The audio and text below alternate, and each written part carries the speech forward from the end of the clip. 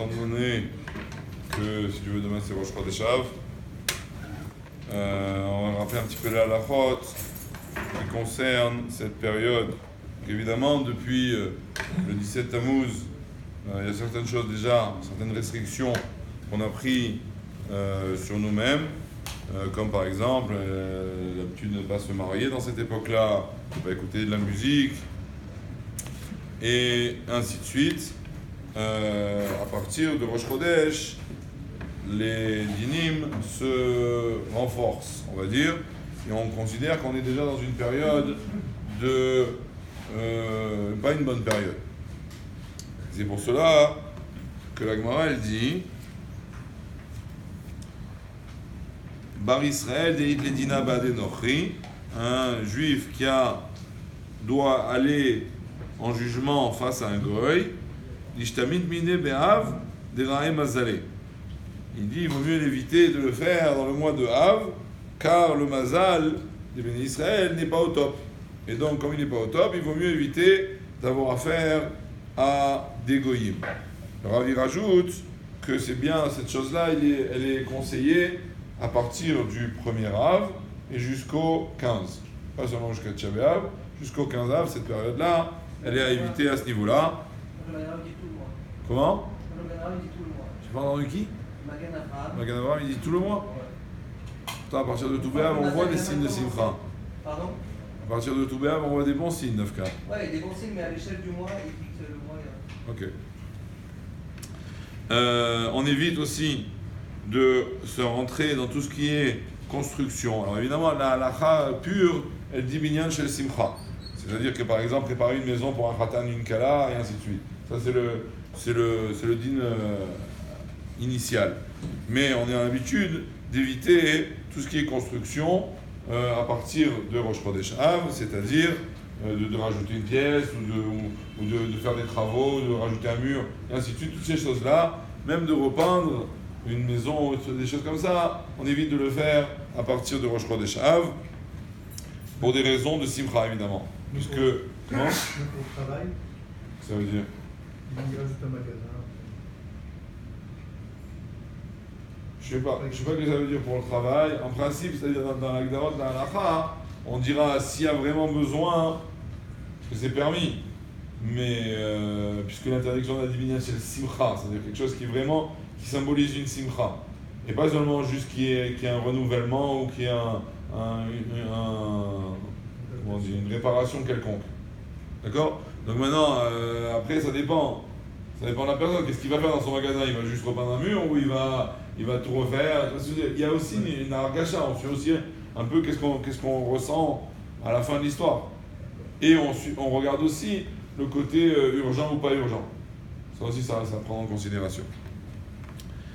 Je connaissais pas cette halakha. Mordechai il ramène qu'à partir de Rosh Chodesh Av, on n'achète pas, on ne plante pas des arbres, ou même dans des pots de fleurs. Vous connaissez cette halakha? C'est une simcha. C'est parce que c'est une simcha? Ouais. Mais Atsenoi. Ok. Donc on dirait que c'est que cet argacha là d'avoir planté quelque chose de nouveau qui démarre, ça donne la simcha et donc il faut l'éviter.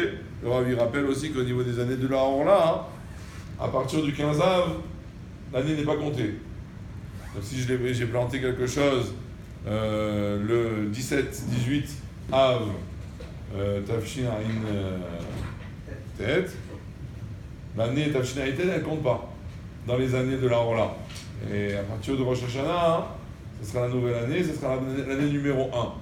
Alors que s'il plante avant le 15 Av, ça compte déjà comme une année quand arrive Rosh Hashanah. C'est bon à savoir pour ceux qui ont des intentions. Pourquoi c'est fini, c'est chaleur. Parce que, je sais pas, j'ai cru voir qu'il disait ici qu'il y en a qui disent que c'est la période, dans certaines choses en tout cas. Bon, ok.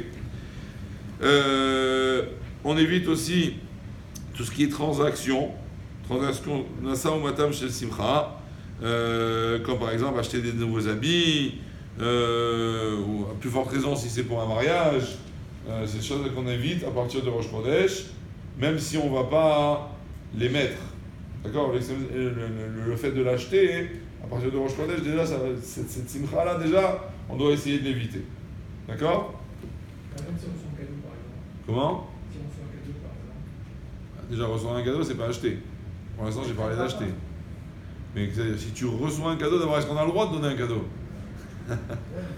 Mais si le cadeau a été reçu, a priori, tu as le droit de le recevoir. Tu vas pas l'inaugurer avant Tisha B'Av, mais bon, tu le gardes de côté.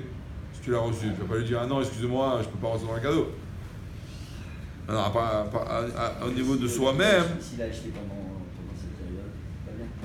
Au niveau de soi, mais tu parles de quelqu'un d'autre. Tu vas lui faire, tu vas pas le crier, tu vas lui dire non, je prends pas ton cadeau, tu l'as acheté après Tisha B'Av, après le Rosh Chodesh. C'est-à-dire, au niveau de soi-même, on doit faire attention de ne pas rentrer dans le simcha. Si l'autre personne elle le fait et qu'il me l'amène à moi, je ne vais pas lui refuser. Mais évidemment, on évite. Maintenant, donc on ne fait pas non plus, bon ça, beaucoup ont l'habitude déjà depuis le 17 Tammuz, de ne pas faire la bracha de Shechianu ni sur les fruits nouveaux, ni sur les habits nouveaux, c'est-à-dire donc éviter de manger ou de porter, d'inaugurer un habit pendant cette période sur lequel on doit faire Shechianu. Mais on avait dit que même quelque chose qu'on ne fait pas Shechianu, après le Rosh Chodesh Av, on n'achète pas. Et même s'il y a quelque chose qui m'amène une grande simcha sur laquelle je vais faire la bracha de Shechianu, d'accord? J'achète un tricot, j'achète des chaussettes. Même ça, après Rosh Chodesh, on évite. Mais c'est pas à cause de problème de Shechianu, c'est à cause du problème que quand on achète quelque chose de nouveau, c'est qu'on en a besoin, qu'on en profite, qu'on est content de porter quelque chose de nouveau. Si c'est des soldes ou des trucs comme ça. Alors, si c'est des soldes et qu'on trouve juste à cette période-là des choses qu'on ne trouvera pas après, éventuellement on peut l'acheter et le laisser de côté.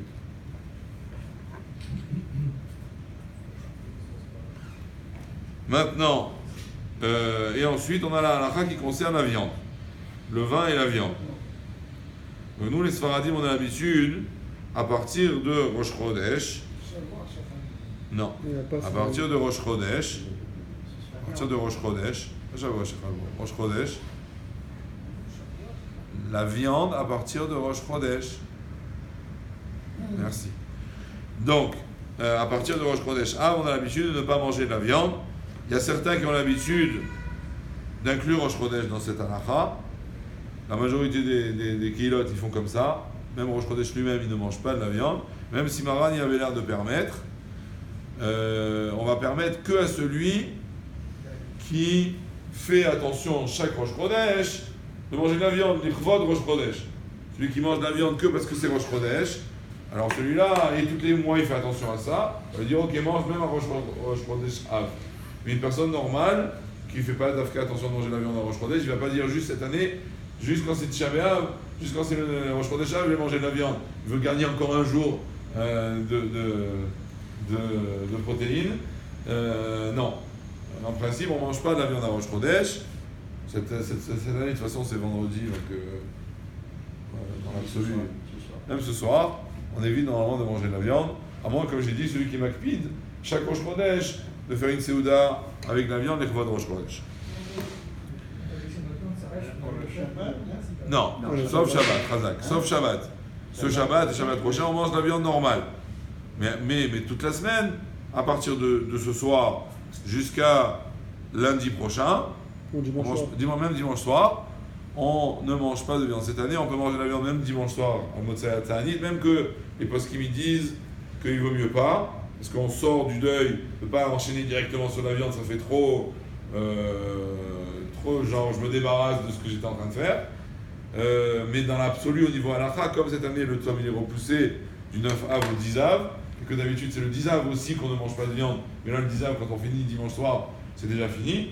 Donc on aurait pu manger de la viande directement, mais c'est bien d'éviter dimanche soir quand même de manger de la viande.